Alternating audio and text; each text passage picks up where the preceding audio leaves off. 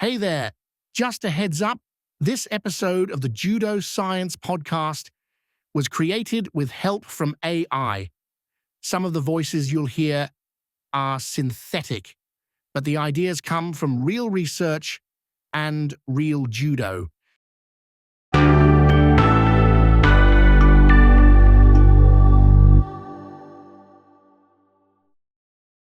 Ever watched a martial artist, maybe in judo, and they pull off a move that just looks effortless, almost like magic? Yeah, like they've got some secret knowledge you don't. Exactly. Like, how do they do that? If you've ever wanted that kind of insider view, especially for a big throw like the Uchimata, the inner thigh throw well, you're in the right place. Think of this as your personal deep dive. We're going to unlock what really makes that technique tick at the expert level. And we're not just guessing here. We've actually got some solid research to lean on today, which is pretty cool. It breaks down the mechanics. Plus, a little something from the practical side, from the grappling world itself. Right. So our first big source, it's a research paper. It's called Biomechanical Analysis of Judokas Throwing Techniques, focused on the preparation phase.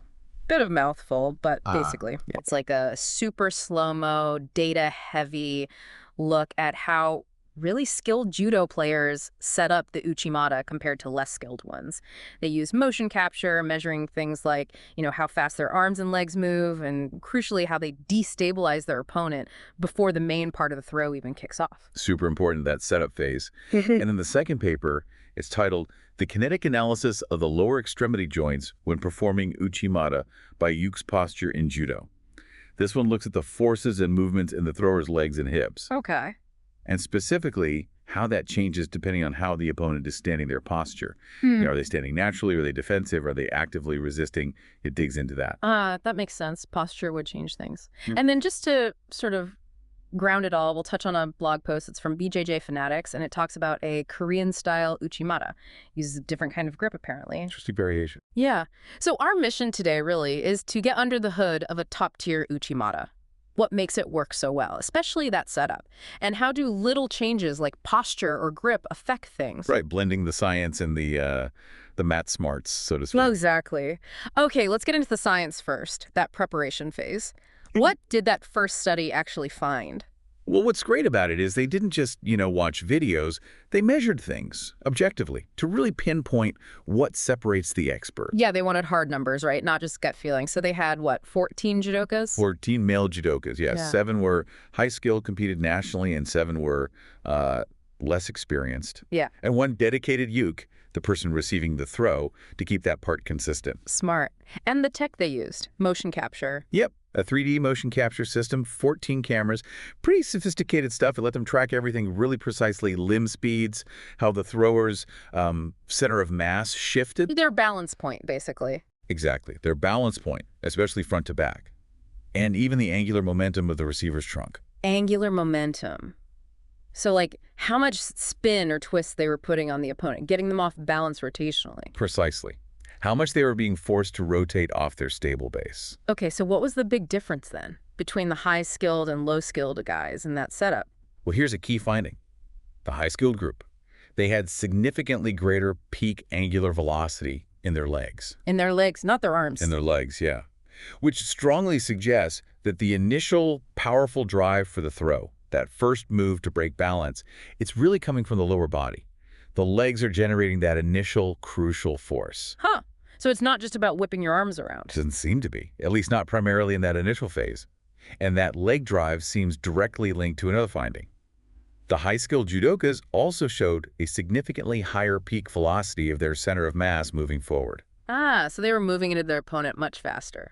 Exactly. Really committing their body weight forward, aggressively closing the distance. It's not just limb speed in isolation. It's driving the whole body into a position to disrupt the opponent's stability. That makes total sense if you're trying to knock someone off balance. You need that forward push. And I bet that showed up in how unstable the opponent became. You got it. The data back that up too.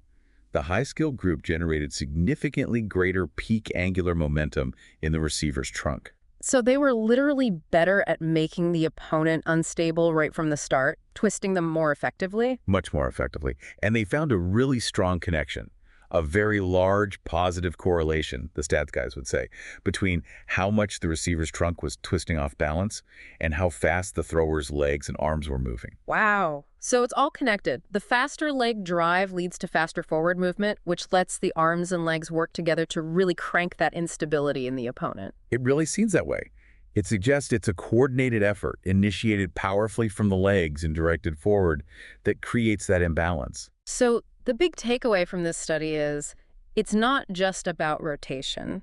It's that fast forward drive, powered by the legs, that really defines an effective Uchimata setup. Less skilled people might be focusing too much on the twist without that initial push. That seems to be what the biomechanics are telling us, yes. Yeah. That swift forward movement towards the opponent is fundamental. And in a real match, that speed, getting in before they can react, that's huge, right? Absolutely vital. If you hesitate, or if your setup isn't explosive enough, you give them time. Time to adjust their posture, time to counter, time to just get out of the way.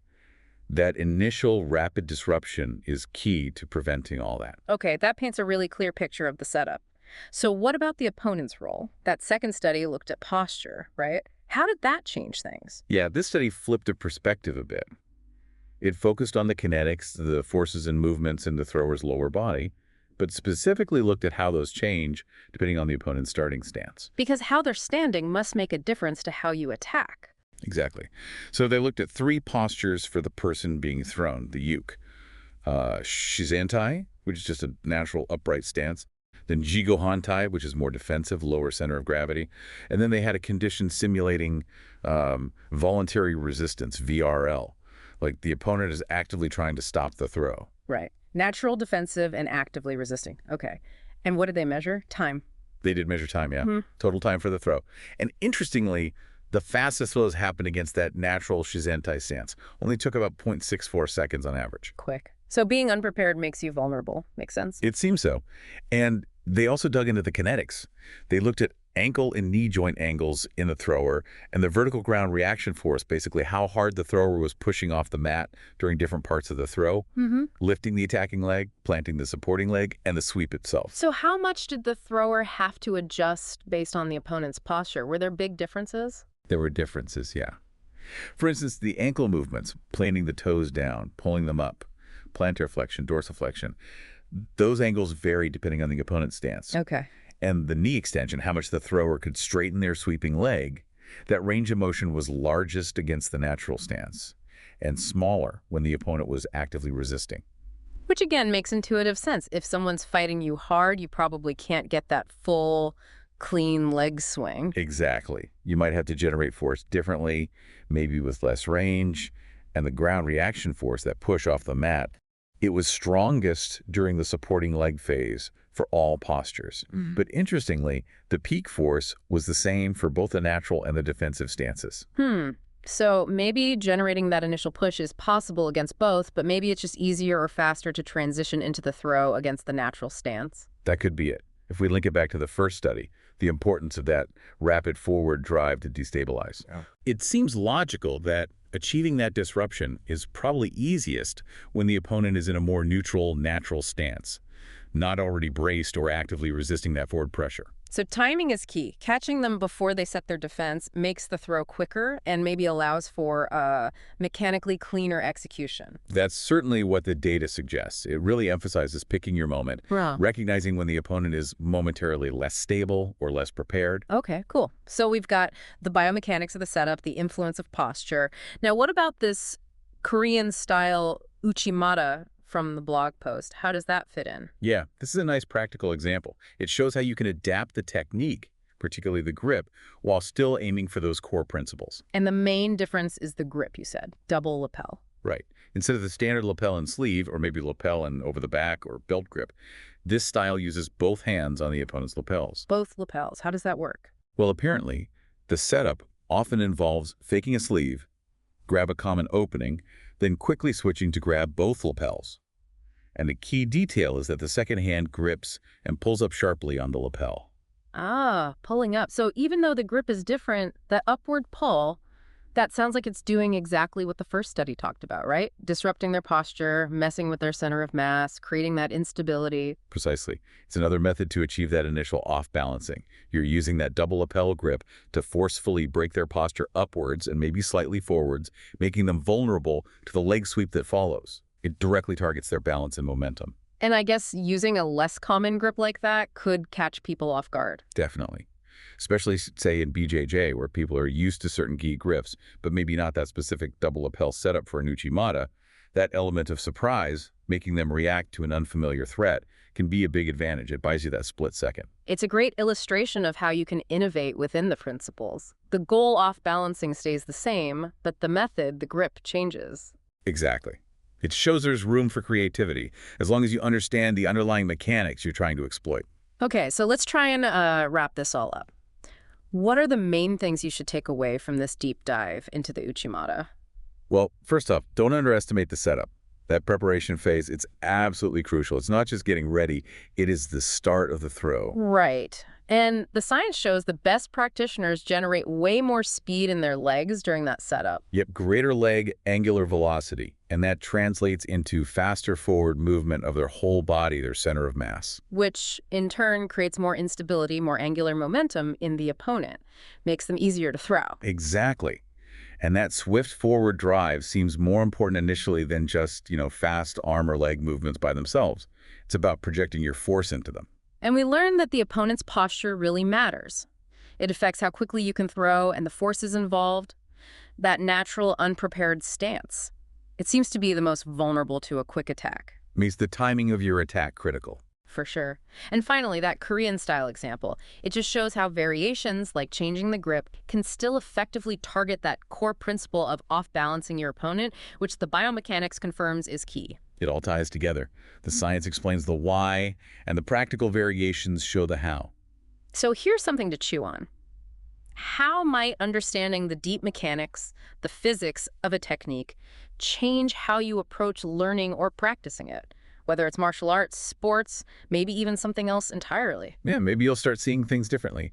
Not just the surface movement, but those subtle shifts in weight, balance, momentum.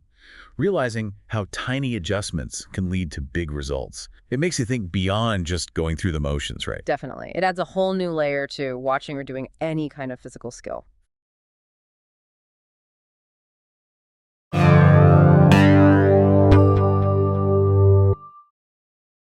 Next time on the Judo Science Podcast, Episode 6, Unbalancing the Opponent, How Biomechanics Powers the Osoto Gari.